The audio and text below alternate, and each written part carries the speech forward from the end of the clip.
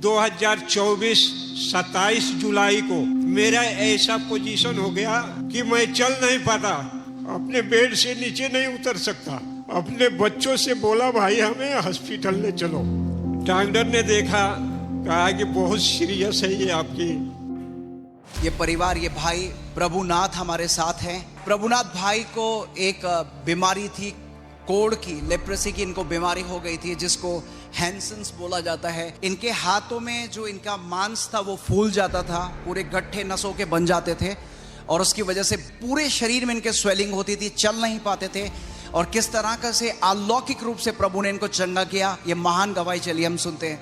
मेरे हाथ और पाँव में बहुत ज़्यादा सूजन होता था, जिसे चल नहीं पाता था, और पूरे बदन में मेरे गोले गोले से बन जाते थे और चिटके चिटके लाल लाल रंग के हो जाते थे। ये कब से आपको हो रहा था? ये मेरे को सबसे ज़्यादा हुआ 2023 से, पर ये हल्का हल्का 2018 से शुरू हुआ था। और इसमें होता क्या था? इसे हमें चलना फिरना घूमना बैठना मुश्किल हो जाता था, कभी बुखार हो जाता था। ये सब मेरे को बहुत ज़्यादा परेशानी थी। जैसे कारपेंटरी का काम आप बता रहे थे आप करते हैं, उसमें भी आपके हाथ दर्द आप बता रहे थे? हाँ जी, जब काम करते थे तो मेरा हाथ कभी कभी शून हो जाता था, और जब से ज़्यादा बीमारी हुई उसके पहले 2 साल तक हमने काम नहीं किया। मेरा इलाज पहले डाबर खेरा नजफगढ़ में कराया था, वहाँ से कोई फर्क नहीं पड़ा। उसके बाद हमने दीनदयाल में अपना इलाज कराने के लिए गया। वो क्या करते थे, मंगलवार को मेरा चेकअप करते थे, टेस्ट करते थे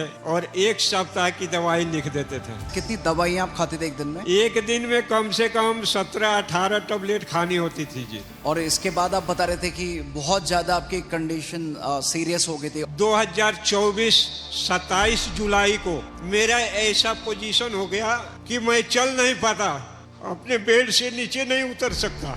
अपने बच्चों से बोला भाई हमें हॉस्पिटल ले चलो। डॉक्टर ने देखा, कहा कि बहुत सीरियस है ये आपकी। तो आपको तुरंत एडमिट करने के लिए बोल दिया गया था? हाँ जी। वहाँ पर 25 दिन एडमिट थे, फिर भी मेरी बीमारी ठीक कंट्रोल में नहीं आ रही थी। जब ये भाई पूरी तरीके से निराश हो चुके थे और ये जो इनको स्किन की डिजीज हुई थी, जिसमें आपके हाथों में, पूरे शरीर में बड़े बड़े आपके रेड पैचेस हो जाते हैं पूरे शरीर में, उसमें से पस भी निकलता है, तो बहुत ही दर्दनाक इनकी सिचुएशन थी। लेकिन प्रभु का वचन हॉस्पिटल के अंदर इनके पास गया। वहाँ पर मेरी एक सिस्टर अपने अपोलो चर्च से हैं, उन्होंने प्रभु यीशु जी के बारे में बताया था। 12 बजे रात को उन्होंने पूछा, भाई एक काम करोगे? मैंने बोला जरूर करूँगा जी। यीशु प्रभु जी का वचन हम आपके यूट्यूब पर मोबाइल में भेजेंगे, देखोगे? मैंने बोला देखूंगा जी। उन्होंने यहाँ से अपोलो चर्च अपने अपोस्टल अंकित जी सजवानी के वचन उन्होंने भेजे। उस वचन को मैंने सुन के ग्रहण करने लगा। 1 रोज 2 रोज ग्रहण करते रहा, मेरे अंदर बहुत शांति आई और मेरे को लगता था कि हम हॉस्पिटल से अपने घर चले जाएं। डॉक्टर से बोला था हमने कि हमें छुट्टी कर दीजिए, पर उन्होंने कहा कि आपकी छुट्टी अभी नहीं होगा, हमारी इलाज होती रही। इलाज से ज्यादा हम ध्यान अपने यीशु प्रभु के वचन पर देने लगे। फिर 17 अगस्त को क्या हुआ? एकदम से आपको अंदर से क्या आवाज आई? जब वहां से मेरा छुट्टी हुआ तो उस दिन सिस्टर ने बोली कि भाई आप ऐसे करना, अपोलो चर्च चले जाना, 25 तारीख को संडे पड़ता है, और जाके वहाँ यीशु प्रभु की वचन सुनो। वो तुम्हारे पिता तुम्हारे साथ रहेंगे। उन्हें इतना ध्यान देना, इतना वचन में समझना कि यीशु परमेश्वर को ही पिता मानना, वो तुम्हारी सारी बीमारी चंगा करेंगे। हमने यहाँ अपोलो चर्च 25 तारीख को जब घर से आने लगे तो हमारे बच्चे कुछ रोकने की कोशिश किए। हमने बोले भाई हमें जाने दो, मैं चला जाऊंगा, क्योंकि इनको पता था कि कमजोर है, उतना चल नहीं पाएंगे। बाकी हमने प्रभु यीशु मसीह के वचन से मजबूत हो रहा था। फिर हमने अपने बच्चों से बोला कि मेरे को जाने दो, मेरे को कोई दिक्कत परेशानी नहीं होगा, मैं जाऊंगा और शाम तक आ जाऊंगा। मैंने अपने घर से सुबेरे ही पहला दिन 6 बजे निकल गया था। उत्तम नगर से मेट्रो आया, उसके बाद छतरपुर आया। छतरपुर में हमने बताए थे डॉक्टर ने कि वहाँ से अपोलो बस जाती है, उस बस में बैठ के आप जाना जी। तो जी यहाँ पर जब आप आए तो अपोस्टल जी प्रचार कर रहे थे, तो क्या प्रभु ने आपसे बात की थी उस प्रचार से? तो पहला रोज संडे को जब यहाँ ये फॉलो चर्च में आया, जैसे हमने प्रवेश किया वैसे मेरे को बहुत आनंद और आनंद आने लगा। आया, मैं अंदर आके कुर्सी पे बैठा, कुर्सी पे बैठ गया। बैठ के लोग यहाँ प्रार्थना करने लगे, उनके तरफ हम थोड़ा थोड़ा देखने लगे, मैं भी कभी ध्यान देने लगा। उसके बाद अपना आराधना शुरू हुई, स्तुति शुरू हुई, सारे हमने वचन को सुनते रहे, वचन मानते रहे। उसके बाद अपने अपोस्टल अंकित जी प्रभु के दास आए, वचन उन्होंने सुनाना शुरू किया, वचन हम ग्रहण करते गए।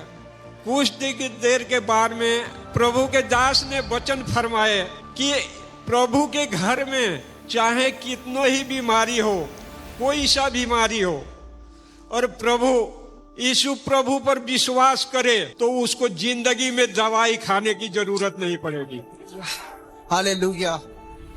ध्यान से सुनिए, आज आपका पिता आपसे कह रहे हैं आपको इस बीमारी में मरने की जरूरत नहीं। अगर आप केवल विश्वास करो, आज आप हर बीमारी से चंगे होके जा रहे हो। ये वचन आप कह रहे थे आपने अपने हृदय में ग्रहण किया। जब घर गए तो क्या किया आपने? सबसे पहले प्रभु के दास बताए थे, उस वचन को सबसे ज्यादा अमल किया था कि मैं घर जाऊंगा, मेरे पास जितनी दवाइयां होगी सारी बाहर ले जाकर प्लाटों में फेंक दूंगा। ओ हालेलुया।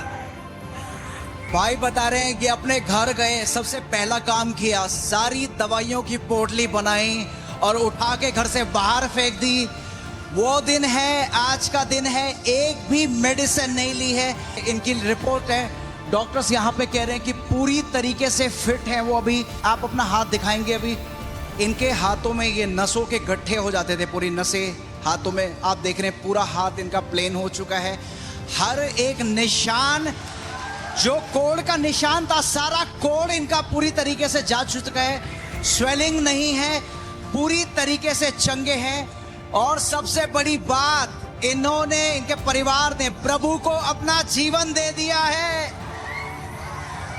आए थे चंगाई लेने, प्रभु ने बेटा बना लिया। आज प्रभु के बारे में लोगों को बताते हैं कि प्रभु यीशु मसीह ही परमेश्वर है और एक जिंदा खुदा है।